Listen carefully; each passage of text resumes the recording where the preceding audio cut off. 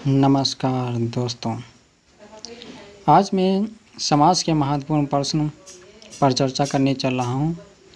आइए, प्रश्न नंबर 1 है, निब्रीवाद में कौन सा समास है? निब्रीवाद में कौन सा समास होता है? तो निब्री में होता है बिना विवाद। क्या है? बिना विवाद। जब बिना विवाद होता है तो इसे हम क्या कहते हैं? निब्रीवाद कहते हैं। जब निब्रीवाद में बिना विवाद है तो बिना विवाद में कौन सा? अविभाव समास होता है। तो इसमें आंसर नंबर 20 सही आपका हो जाएगा, अविभाव समास। इधर देखिए, निब्रीवाद अर्थात बिना विवाद के में अविभाव समास होता है। प्रश्न नंबर 2, तुलसी कृत में कौन सा समास है? तो तुलसी कृत में कौन सा समास है? तो तुलसी कृत में कौन सा समास है? तो तुलसी यानी तत्पुरुष समास। आंसर नंबर 20 सही आपका हो जाएगा, तत्पुरुष समास है। तुलसी कृत में प्रथम खंड मात्र विश्लेषण है और उत्तर पद प्रधान है। तुलसी द्वारा बनाया गया में कारक चिन्ह लोप होने यहाँ तृतीया तत्पुरुष कारण के कारण तत्पुरुष समास होता है। ठीक है। तुलसी कृत, तो इसमें प्रथम खंड में जो विश्लेषण इसका करते हैं तो उत्तर पद प्रधान है। इसका उत्तर क्या है? प्रधान है। प्रधान होने के नाते तुलसी द्वारा बनाया गया कारक विभक्त, कारक चिन्ह लोप हो जाता है। तो यहाँ पर कारक जो हमारा है र है, ये लोप हो जाता है, या इसे हम तृतीया तत्पुरुष के कारण इसे तत्पुरुष समास होता है। ठीक है। आंसर प्रश्न नंबर 2 है, निम्न में से तत्पुरुष समास को पहचानिए। तो निम्न में से तत्पुरुष समास को पहचानिए। तो यहाँ पे रसोई घर, आंसर नंबर ए सही हो जाएगा, आम का रसोई घर। ठीक है। तो आंसर आम का ए सही है, रसोई घर। तो यहाँ पर रसोई घर में तत्पुरुष समास होता है। जो रसोई घर है तो रसोई घर में क्या होता है? तत्पुरुष समास होता है, जिसे चतुर्थ तत्पुरुष कहा जाता है। जिसे रसोई घर था, रसोई के लिए घर। तो रसोई के लिए क्या होता है? घर होना चाहिए, के लिए घर होना चाहिए। ठीक है। जहाँ पे खाना बनता, खाना बनाने के लिए तो एक भी घर होना चाहिए, जिसे हम रसोई कहते हैं। इसमें कौन सा? तत्पुरुष समास होता है। ओके। प्रश्न नंबर 4, तो प्रश्न नंबर 4 क्या कहता है कि पुरुषोत्तम में कौन सा समास है? तो पुरुषोत्तम में कौन सा समास है? तो पुरुषोत्तम में तत्पुरुष समास पाया जाता है। आंसर नंबर डी सही है, पुरुषोत्तम।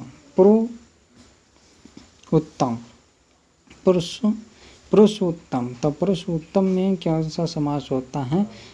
तो इसमें सप्तमी तत्पुरुष समास पाया जाता है, इसे हम तत्पुरुष समास कहते हैं। तो तत्पुरुष समास के सप्तमी तत्पुरुष समास अधिकरण तत्पुरुष के अंतर्गत है। जिस समास में अंतिम पद प्रधान होता है तथा तत्पुरुष समास कहलाता।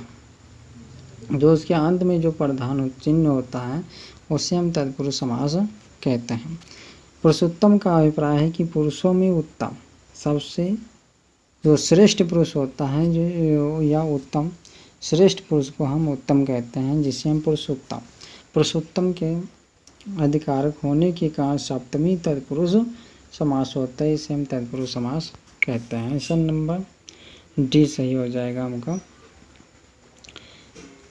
प्रश्न नंबर 5 है, चक्रपाणि।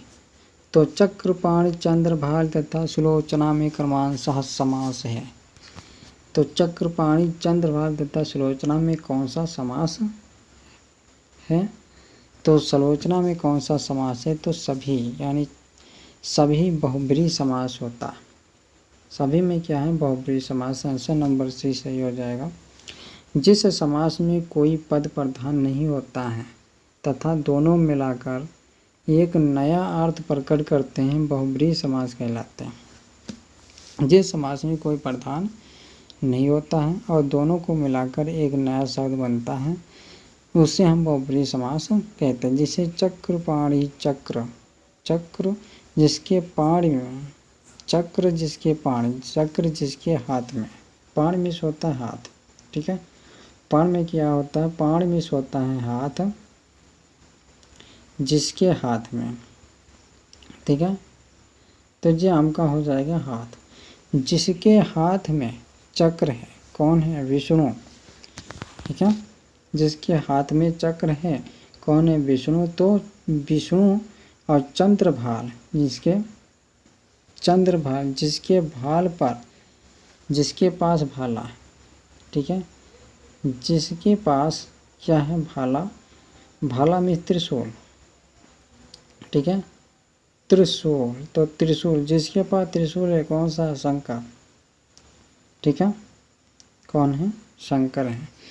तो जिसके पास त्रिशूल है वो शंकर है, इसे हम कहते हैं चंद्रभाला।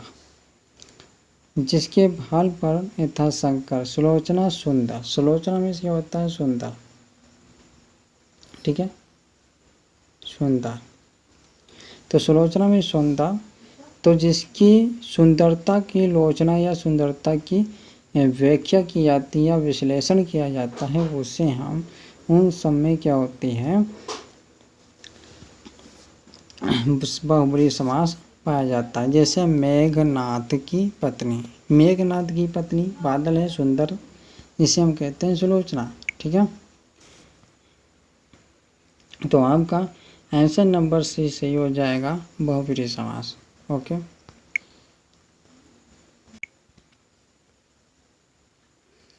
प्रश्न नंबर 6 में कौन सा द्विगु समास का उदाहरण है। 6 में कौन सा द्विगु समास का उदाहरण है। तो द्विगु समास, चौराहा, तो चौराहा में क्या है, द्विगु समास होता है, ठीक है। जो जिस तरफ चारों रोटे होती हैं उसे हम चौराहा कहते हैं। चौराहा में द्विगु समास होगा क्योंकि यदि किसी पद के पहले संख्यावाचक विशेषण हो तथा समस्त पद से समूह का बोध हो तो वह द्विगु समास होता है, ठीक है। तो आंसर क्या हो जाएगा, सी सही हो जाएगा, द्विगु समास। प्रश्न नंबर 7, तो प्रश्न नंबर 7 में निम्न में द्विगु समास का उदाहरण कौन सा है। तो निम्न में द्विगु समास का उदाहरण कौन सा है। तो नवरत्न, नवरत्न जिसके दरबार में 9 रत्न पाए जाते हैं उसे हम नवरत्ना कहते हैं। नवरत्ना में प्रथम पद संख्यावाचक है तथा अंतिम पद संख्या है, जिसका अर्थ 9 रत्नों का समाहार, 9 रत्नों का एक समूह। समाहार मीन्स क्या होता है, तो समाहार मीन्स होता है एक समूह, ठीक है। क्या हो जाएगा, एक समूह, ओके, एक समूह, अतः यह द्विगु समास होता है। इसे हम क्या कहेंगे, द्विगु समास कहेंगे। Answer number C. तो इसमें क्या पूछा है, निम्न में द्विगु समास का उदाहरण कौन सा है। तो नवरत्न है, जिसके दरबार में 9 रत्नों का एक समूह पाया जाता है उसे हम द्विगु समास कहते हैं। प्रश्न नंबर 8, तो प्रश्न नंबर 8 है यथाशक्ति में कौन सा समास है। तो यथाशक्ति में कौन सा समास है भैया, अविभाव समास है। यथाशक्ति में कौन सा समास है, तो अविभाव समास। आंसर नंबर सी सही आपका हो जाएगा।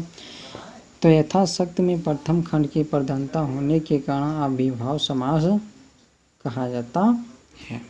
ओके, प्रश्न नंबर 9, तो प्रश्न नंबर 9, महापुरुष में कौन सा समास है भैया। तो महापुरुष में कौन सा समास है। तो महापुरुष, महान पुरुष, ठीक है। महान पुरुष में कौन सा समास है। तो यहाँ पे महान पुरुष में कर्मधारय समास है, ठीक है। जिस व्यक्ति का कर्म अच्छा होता है उसे कर्मधारय समास कहते हैं, क्योंकि महान है। तो महा आन धन प्लस, ठीक है। यदि प्रथम खंड उपमा सूचक विशेषण हो तो वह कर्मधारय समास होता है, इसीलिए आंसर नंबर सी आपका सही आंसर हो जाएगा। प्रश्न नंबर 10।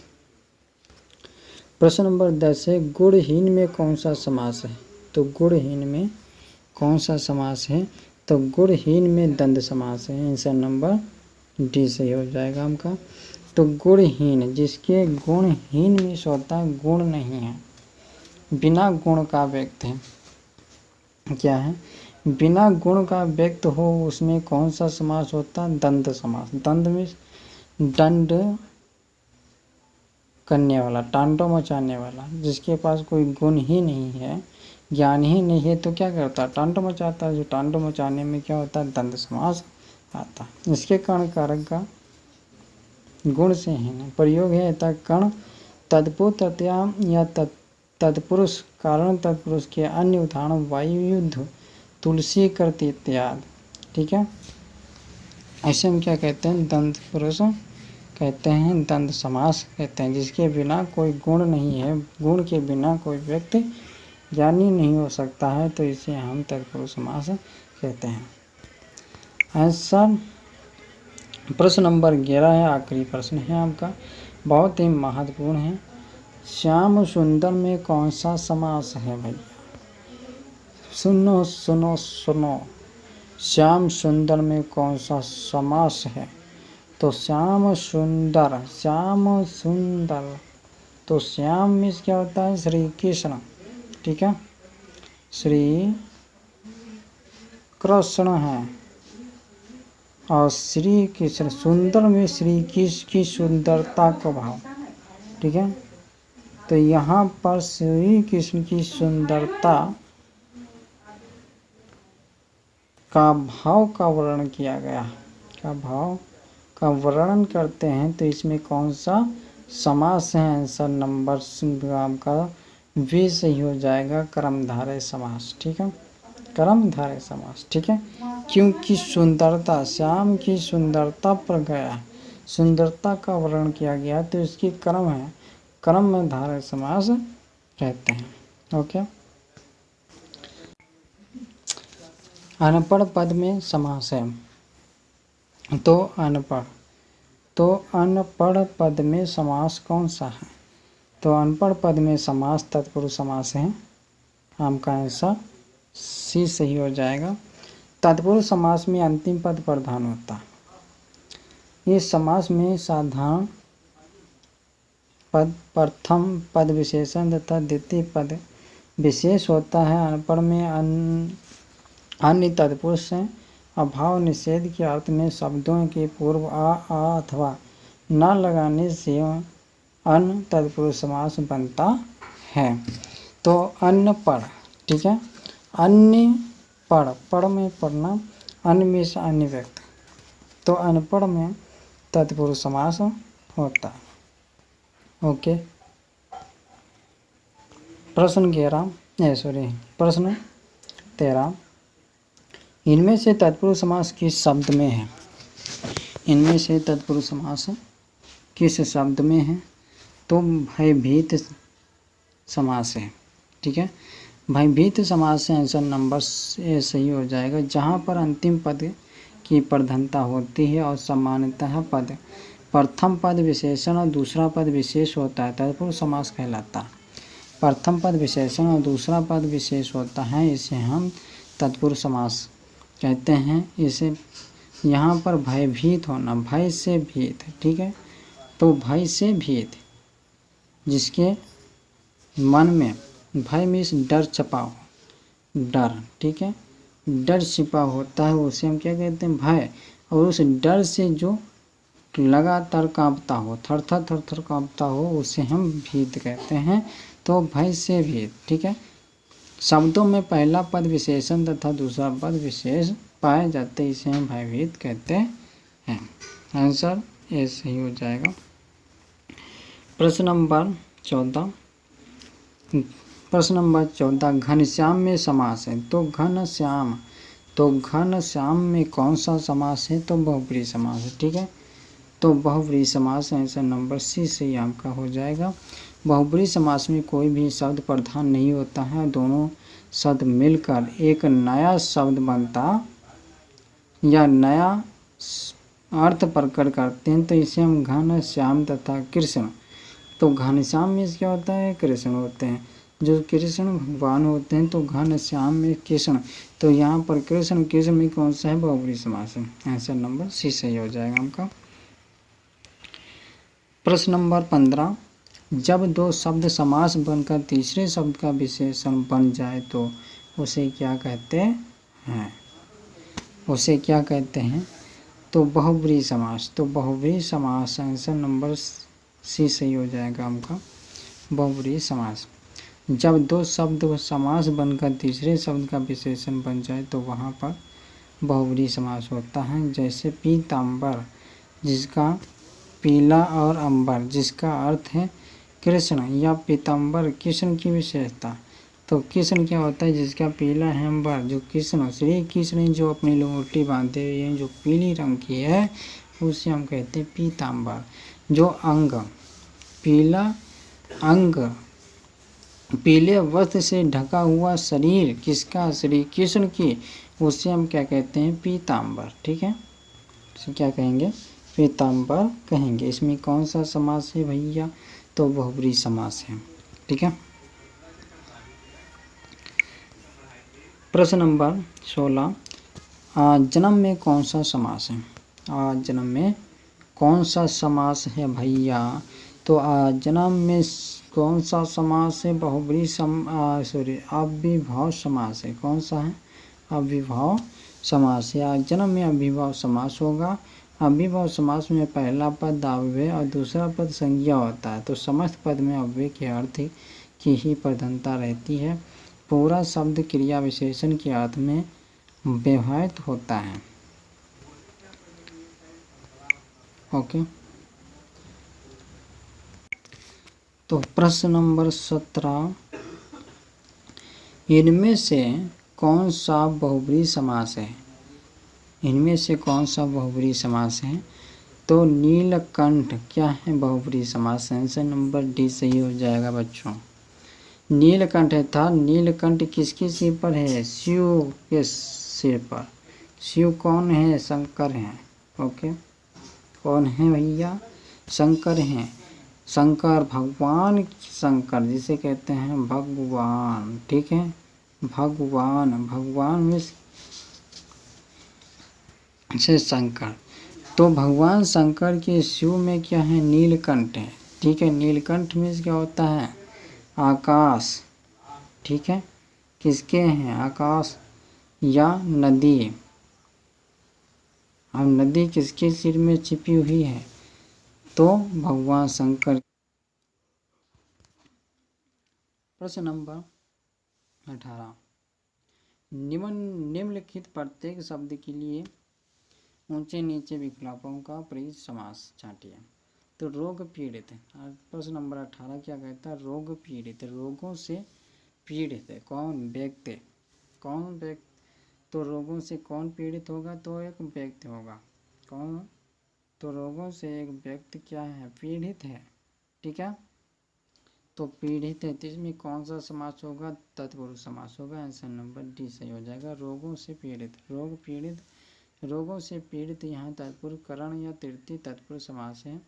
समास का द्वितीय पद प्रधान होता है, इसका प्रथम पद बहुसंख्या विशेषण होता है। इसके विग्रह में कर्ता संबोधन को छोड़ शेष विभक्तियाँ लगती हैं। प्रश्न नंबर 19, प्रश्न नंबर 19 क्या कहता है, प्रतिमान। ठीक है, प्रतिमान, प्रत्येक मान, प्रत्येक एक सम्मान है। ठीक है, तो यहाँ पर अव्ययभाव समास हो जाएगा। आंसर नंबर बी सही। तो प्रतिमान में अव्ययभाव समास है। अव्ययभाव का लक्षण है जिसमें पूर्व पद की प्रधानता और समासिक पद अव्ययभाव हो जाता है। प्रश्न नंबर 20, वीर पुरुष।